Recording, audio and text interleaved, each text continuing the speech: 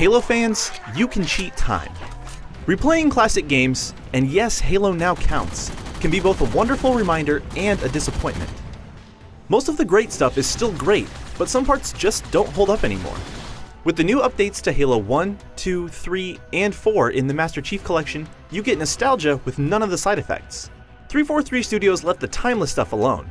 The feel of combat, the writing, the otherness of the gargantuan ring world.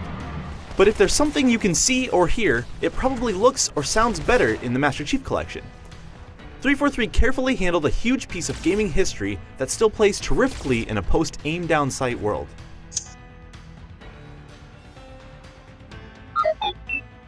The earliest levels of Halo were brilliantly deceptive. The Pillar of Autumn is under attack, and it feels like a corridor shooter with better shooting mechanics than most. You evacuate the ship, and it's all very fun. Time for level 2, called Halo. Halo is surreal. There's enough of both the foreign and the familiar to keep you on edge. You see grass and trees, and the scenery is beautiful. Admire the sights enough and you'll catch a glimpse of the impossible horizon. The world's surface curves skyward, so you follow it with your weapon's reticle. An unfamiliar hum steals your attention and you see something flying toward you. You don't know what it is, you do know that you need to run and hide. It's one of the most excellent, purposefully disorienting moments in games. I'll never have that exact moment again, but people playing Halo for the first time with the Master Chief Collection's improved look can. That signature Halo feel went mostly untouched. If anything, the frame rate bump up to 60 frames per second makes it a bit easier to line up headshots or take out flying enemies. Encounters still feel like miniature sandboxes with plenty of options. The sacred Halo trinity of guns, grenades, and melee attacks, all accessible with one button, worked in the early 2000s and it still works now. At any time in Halo or Halo 2's campaigns, you can hit a button and revert back to the original game's graphics. If you played the original, you'll be stunned at the way things used to be. If you haven't played the original, it becomes a portal to a stranger, blockier world you never knew, and don't need to know to enjoy the game. When we visited 343 for IGN First, the first things we saw were some of the brand new cutscenes Blur created. It's strange seeing scenes from 2004 outclass most modern cinematics, but that's what Blur does. All 4 campaigns have received some work, but Halo 2 is the marquee title here.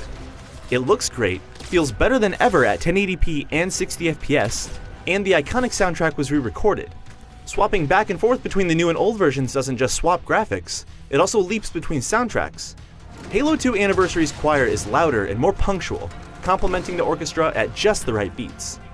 The sound design, such as gunfire and explosions, have also been completely redone.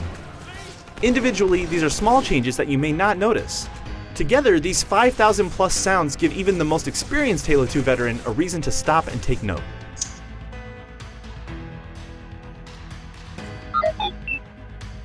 Halo 4 was the biggest surprise of the Master Chief Collection. As the newest game, it makes sense that it would look the best by default. Through some technical wizardry, the game looks like it was developed for the Xbox One all along. Even in 2012, Halo 4's environments and enemies looked more synthetic than they did in past Halo games.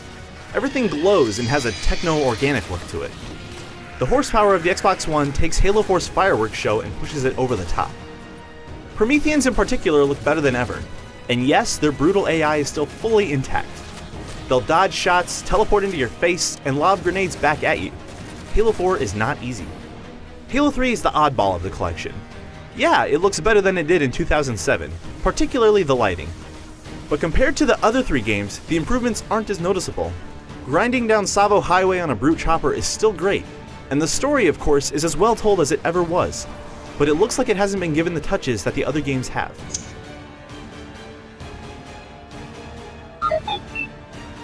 Master Chief Collection's multiplayer mode reads like a Halo fan's wishlist.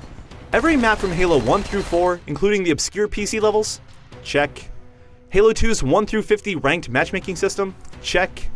Smooth action at 1080p and 60 FPS? Check. Dedicated servers? Check.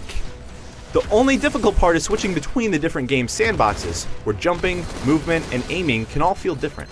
We played tons of multiplayer, and it's as great as you'd expect. What's your favorite flavor of Blood Gulch? Feeling some CTF on Coag? Well then hop on over to the Halo 2 Anniversary maps and play the remastered Bloodline. Feeling some Team Deathmatch on Guardian? Halo 3 is just one menu away. 6 excellent Halo 2 maps got the Anniversary treatment. and they come with more than just graphical updates. For example, the new Ascension, known as Zenith, has an added pathway that makes one of the map's more deadly areas more usable. The spinning central structure can project a massive bubble shield, providing cover from banshees. Great care was taken to preserve old tricks and jump spots too, so you can hop in and quickly coax out those old muscle memories.